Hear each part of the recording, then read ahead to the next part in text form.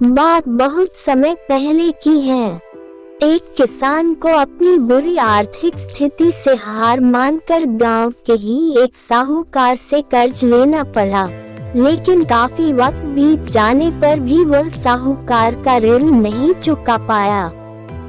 गांव का वह साहूकार बुरा और देखने में बदसूरत था।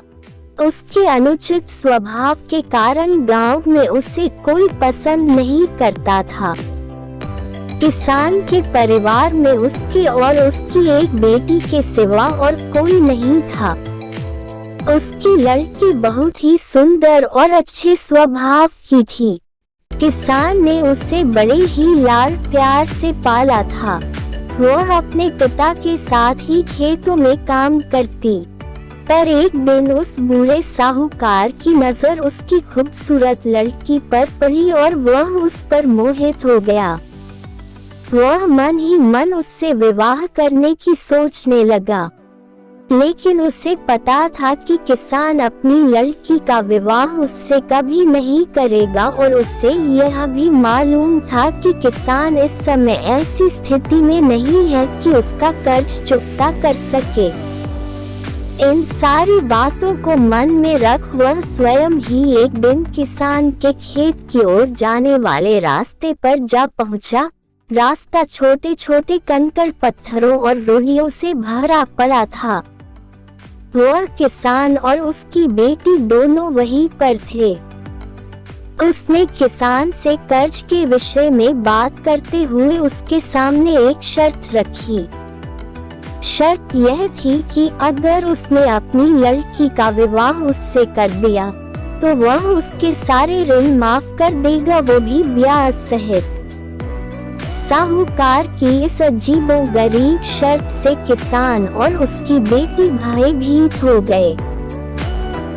उस धूर्त साहूकार ने आगे सुझाव देते हुए दोनों से कहा कि चिंता करने की कोई बात नहीं। इस शर्त का फैसला न मैं करूंगा न आप। इसे आप अपने भाग्य पर छोड़ दे। इतना कहते हुए उसने अपनी जेब से एक पैसे की खाली पोटली निकाली और उसे दिखाते हुए कहा कि मैं इसमें एक काले रंग का और एक सफेद रंग का कंकड़ रखूंगा। उसके बाद तुम्हारी लड़की को बिना देखे इस पोटली से एक कंकड़ निकालना होगा और यहाँ शर्त यह रहेगी कि अगर उसने काले रंग के कंकड़ को निकाला तब उसे मुझसे विवाह करना होगा और तुम्हारे कर्ज भी माफ कर दिए जाएंगे। अगर तुम्हारी लड़की ने सफेद रंग के कंकड़ को निकाला तो इसे मुझसे विवाह नहीं करना होगा और फिर भी कर्ज माफ कर दिए जाएंगे। लेकिन अगर इसने कंकड़ निकालने से मना कर दिया तो फिर तुम्हें जेल के सलाखों के पीछे जाना होगा। जैसे ही किसान और उसकी लड़की उसकी इस शर्त पर आपस में बात करने लगे, तभी साहूकार अचानक कंकड़ों को उठाने के लिए नीचे झुका। उसने जैसे ही 2 कंकड़ों को उठाया, उसी समय किसान की लड़की की नजर उस पर पड़ गई। उसने देखा कि साहूकार ने 2 काले कंकड़ ही पोटली में रख दिए, जबकि नियम के अनुसार होना यह चाहिए था कि वह एक काले रंग का और दूसरा सफेद रंग का कंकड़ खाली पोटली में रखता। खैर, उसके बाद साहूकार ने लड़की को पोटली से एक कंकड़ निकालने के लिए कहा।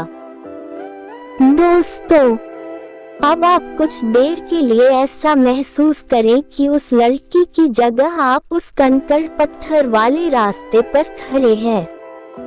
उस परिस्थिति में आप अगर एक लड़की होते तो क्या करते? अगर आपको उस लड़की को कुछ सुझाव देना होता तो क्या देते? मुझे लगता है कि अगर हम इस पर ध्यानपूर्वक विचार करें तो हमारे सामने 3 संभावनाएं निकल कर आती हैं।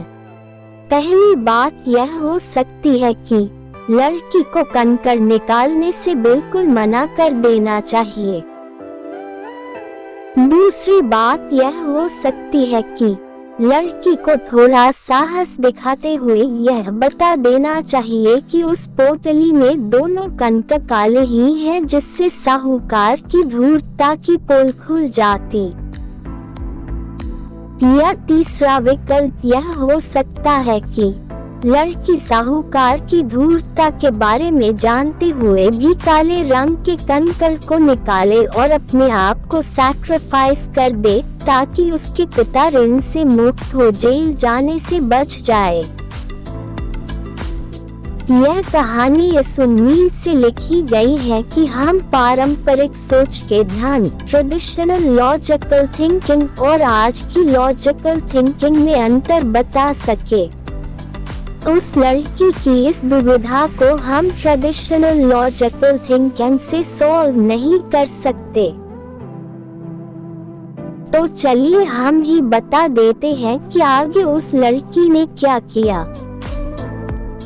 किसान की लड़की ने साहूकार के कहे अनुसार ही पोटली से एक कंकर निकाला और उसे बिना देखे हुए जानबूझकर कंकर पत्थरों से भरे रास्ते पर घेरे से उछाल दिया, जिससे जल्द ही वह काले रंग का कंकर भी अन्य कंकरों में मिल गया।